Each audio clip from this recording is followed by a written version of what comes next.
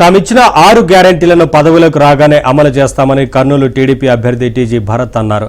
ఆయన సీతారాం నగర్లో భరోసా యాత్ర కార్యక్రమం చేపట్టారు.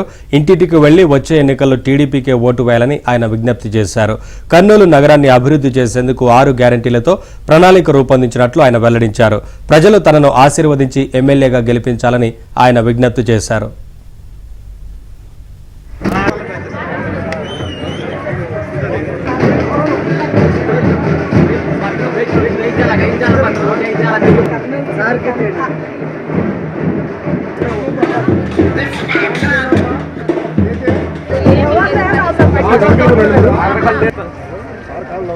అంటే చెప్పేసి 2 సైడ్లు వేస్తాం. Thank you.